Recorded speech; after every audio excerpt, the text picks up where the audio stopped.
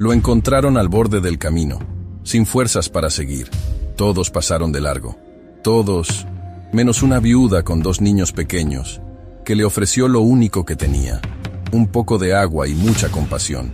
El polvo rojo del camino se levantaba con cada paso que daba, como si la tierra misma quisiera borrar su rastro. Nahuel caminaba descalzo por aquella vereda angosta que atravesaba los llanos de la provincia de Salta, en el norte argentino, donde el sol no pide permiso para castigar la piel, y los cerros parecen gigantes dormidos vigilando el horizonte.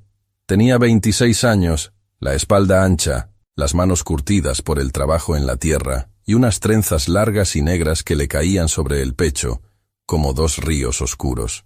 Llevaba puesta su ropa de cuero con flecos, la misma que su abuelo le enseñó a coser cuando apenas era un niño, sentado junto al fuego, escuchando historias antiguas que hablaban de respeto, de gratitud y de honrar cada ser vivo que pisa este mundo. Nahuel venía caminando desde hacía 3 días. Había salido de su comunidad en los cerros, porque necesitaba llegar al pueblo de San Isidro del Monte, donde un hombre le había prometido trabajo temporal en la cosecha de caña. No tenía dinero para el pasaje del colectivo. No tenía a quien pedirle nada. Lo único que cargaba era un morral tejido por su madre antes de partir de este mundo, con unas pocas hojas de coca para masticar en el camino, una manta de lana gruesa y una cantimplora de cuero que ya llevaba vacía desde la mañana anterior. El calor de la tarde le golpeaba la frente como un puño invisible. Sentía la boca seca, las piernas pesadas y una sensación de mareo que iba creciendo con cada paso. Pero Nahuel no era hombre de detenerse. Desde pequeño aprendió que quejarse era un lujo que su gente no se podía dar. Aprendió que un hombre se mide por lo que soporta en silencio y por lo que construye con las manos, no por lo que dice con la boca.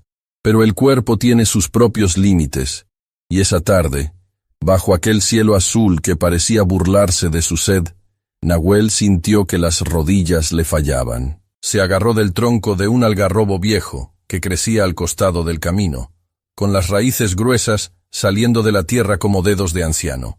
Se recostó contra la corteza áspera y cerró los ojos. El mundo le daba vueltas. Llevaba casi un día completo sin beber agua, y el sol le había robado hasta la última gota de fuerza. Pasaron varias carretas. Pasaron 2 hombres a caballo que lo miraron de reojo y apuraron el trote. Pasó un comerciante en su camioneta vieja que frenó un momento, lo miró de arriba abajo, vio sus ropas, vio sus trenzas, y siguió de largo sin decir una sola palabra. Nadie se detuvo. Nadie le preguntó si necesitaba algo. Para aquella gente del camino, Nahuel era invisible, o peor que invisible. Era alguien a quien preferían no ver. En aquella región, como en tantas otras de América Latina, los pueblos originarios cargaban con un estigma silencioso. No se hablaba abiertamente de eso.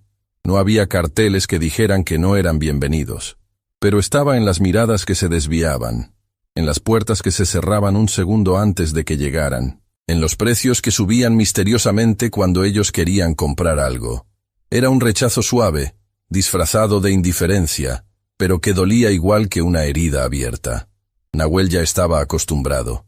Desde niño supo que el mundo de afuera de su comunidad no lo quería. Lo aprendió la primera vez que bajó al pueblo con su abuelo Esteban, un hombre sabio de manos enormes y mirada tranquila, que lo llevó a la tienda a comprar harina. El dueño del negocio atendió a 3 personas que llegaron después de ellos antes de mirarlos.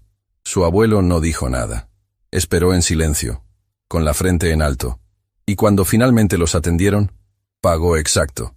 Agradeció con una leve inclinación de cabeza y salió caminando despacio, sin prisa, sin rencor. Afuera, Nahuel le preguntó por qué no había reclamado. Y su abuelo, con esa voz ronca que parecía salir de lo profundo de la tierra, le dijo algo que Nahuel jamás olvidó.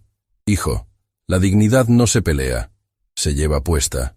Y el que la tiene de verdad no necesita que nadie se la reconozca. Esas palabras le daban fuerza. Pero ahora, recostado contra aquel árbol, con el sol pegándole de costado y la visión borrosa, Nahuel sentía que ni la dignidad más firme podía sostenerlo en pie. Necesitaba agua, necesitaba sombra, necesitaba que alguien, aunque fuera una sola persona en todo aquel camino, tuviera la humanidad de detenerse, Y entonces la escuchó. Una voz suave, con acento del campo, con ese tono cálido de las mujeres que hablan despacio porque están acostumbradas a calmar niños asustados. Señor, señor, ¿se encuentra bien? Nahuel abrió los ojos con esfuerzo. La luz lo encandilaba, pero poco a poco fue distinguiendo la silueta de una mujer joven parada frente a él. Llevaba una blusa blanca sencilla y una falda larga color tierra que le llegaba hasta los tobillos. Tenía el cabello castaño recogido en una trenza floja, la piel bronceada por el sol y los ojos color miel que lo miraban con algo que Nahuel no había visto en mucho tiempo en los ojos de un extraño. Preocupación genuina. Detrás de ella, dos niños pequeños se asomaban con curiosidad y un poco de timidez. Uno tendría unos 6 años, con el pelo alborotado y los ojos grandes como lunas. El otro, un poco más chico, tal vez 4, se escondía detrás de la falda de su madre, agarrándole la tela con las 2 manos. La mujer se llamaba Catalina Ríos. Tenía 28 años y cargaba en sus hombros un peso que nadie debería cargar tan joven. Hacía 2 años que su esposo, un peón de estancia llamado Tomás, se había marchado un día rumbo al ingenio azucarero de Tucumán buscando mejor jornal y nunca regresó. No hubo carta. No hubo mensaje. Simplemente, un día dejó de existir en sus vidas, como una vela que se apaga sin aviso. La gente del pueblo murmuraba cosas distintas.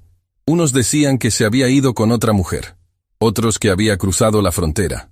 Otros simplemente bajaban la mirada cuando ella preguntaba. Catalina dejó de preguntar. Aprendió que hay respuestas que el silencio da mejor que las palabras. Desde entonces, Catalina mantenía sola a sus 2 hijos, Julián y Matías, trabajando como lavandera para las familias acomodadas de San Isidro del Monte. Lavaba ropa ajena de lunes a sábado, de sol a sol, con las manos agrietadas por el jabón fuerte y el agua fría del arroyo. Ganaba apenas lo suficiente para un plato de comida al día y para que sus hijos no durmieran con el estómago vacío. Era una vida dura, pero Catalina nunca se quejaba.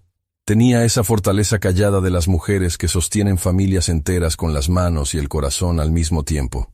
Aquella tarde, Catalina volvía de entregar la ropa limpia a doña Carmela, la esposa del hacendado más poderoso de la zona, don Rómulo Figueroa. Un hombre de bigote grueso, sombrero caro y una manera de mirar a los demás como si fueran menos que el polvo de sus botas. Doña Carmela no era mucho mejor, le había revisado cada prenda frente a ella, señalando manchas imaginarias, quejándose del planchado, y al final le había pagado la mitad de lo acordado, diciendo que, con ese trabajo, debería agradecerle que le diera algo. Catalina guardó las monedas en el bolsillo de su falda, respiró hondo y se fue sin discutir. No valía la pena. Tenía 2 bocas que alimentar y no podía darse el lujo de perder esa clienta. Iba caminando por el sendero de tierra roja con sus 2 hijos cuando vio la figura de un hombre recostado contra el algarrobo. Su primer instinto fue seguir de largo. Una mujer sola con 2 niños pequeños en un camino rural tenía que ser precavida. Pero algo la detuvo. Tal vez fue la manera en que estaba recostado, con los ojos cerrados y la respiración agitada. Tal vez fue que se veía claramente enfermo, necesitado, vulnerable. O tal vez fue esa voz interior que Catalina siempre escuchaba, la misma que le decía que un corazón bueno no cruza de largo cuando alguien sufre, sin importar quién sea. Se acercó despacio, con los niños pegados a su espalda, y le habló con suavidad. Nahuel la miró sin poder enfocar bien los ojos. Catalina sacó de su bolso una botella de agua que llevaba para el camino de regreso, la única que tenía, y se la extendió con la mano firme. Tome, beba despacio. Nahuel tomó la botella con manos temblorosas. Bebió un trago corto, luego otro, y sintió que el agua le devolvía un pedazo del mundo que se le estaba escapando. Levantó la mirada y vio los ojos de Catalina, y en ese instante, algo se quebró dentro de él. No era dolor, era algo distinto. Era la sorpresa inmensa de descubrir que todavía existía bondad en un camino donde todos le habían dado la espalda. Gracias, susurró con la voz rasposa. Catalina no dijo nada más, solo asintió con la cabeza, como quien entiende el peso de esa palabra sin necesidad de explicación. El pequeño Matías se asomó por detrás de la falda de su madre. Miró a Nahuel con esos ojos enormes de niño, y le dijo con toda la inocencia del mundo: «¿Por qué estás triste, señor?». Y el silencio que siguió a esa pregunta fue más elocuente que cualquier respuesta. Catalina sabía que lo que estaba a punto de hacer le traería problemas. Lo sabía con esa certeza que solo tienen las mujeres que han aprendido a leer el mundo no por lo que la gente dice, sino por lo que calla. Pero también sabía que no podía dejarlo ahí, desplomado contra un árbol, sin fuerzas, a merced del sol que todavía faltaban horas para que se ocultara.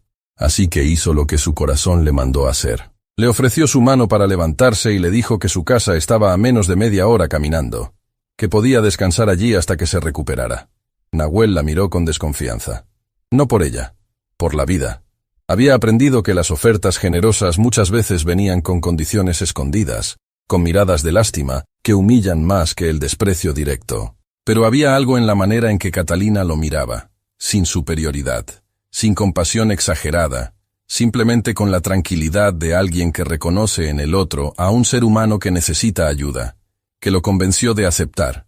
Se levantó despacio, apoyándose en el tronco, y caminó junto a ella por aquel sendero polvoriento mientras el sol comenzaba a bajar pintando el cielo con tonos naranjas y rosados que parecían derramarse sobre los cerros. Julián, el mayor de los niños, caminaba adelante con pasos firmes, mirando de vez en cuando hacia atrás con curiosidad, pero sin miedo. Matías iba de la mano de su madre, arrastrando un palito por la tierra y dibujando líneas zigzagueantes que el viento borraría en minutos. La casa de Catalina era pequeña, de adobe y techo de chapa, con un patio de tierra donde crecía un limonero flaco y un gallinero con 3 gallinas que apenas ponían un huevo por día. Era humilde hasta lo extremo, pero estaba limpia, ordenada, con ese cuidado minucioso que delata la mano de alguien que se niega a dejarse vencer por las circunstancias. Había una mesa de madera, con 4 sillas disparejas, una cortina de tela floreada separando el cuarto donde dormían los 3 juntos, y en la pared, colgada con un clavo oxidado, una imagen religiosa con una vela pequeña al frente que Catalina encendía cada noche. Le preparó un lugar para recostarse en el corredor que daba al patio, con unas mantas dobladas sobre el piso de tierra apisonada. Le sirvió un plato de sopa de calabaza que tenía preparada para la cena de sus hijos. Nahuel quiso negarse. Sabía que esa comida probablemente era todo lo que tenían, pero Catalina lo detuvo con una sola mirada. Esa mirada que dicen que solo las madres saben dar, firme, cálida, imposible de contradecir. Nahuel comió en silencio. Cada cucharada le devolvía un poco de vida, y mientras comía, los 2 niños se sentaron en el suelo frente a él, observándolo como quien observa a un personaje de cuento. Julián le preguntó por qué usaba el pelo largo. Matías le preguntó si era un guerrero como los de las historias que les contaba el viejo Anselmo, el anciano del pueblo que se sentaba en la plaza a contar leyendas. Nahuel, por primera vez en muchos días, sintió algo parecido a una sonrisa formándose en sus labios. Les contó que venía de una comunidad en los cerros, que su gente vivía de la tierra, que respetaban al viento, al agua, al fuego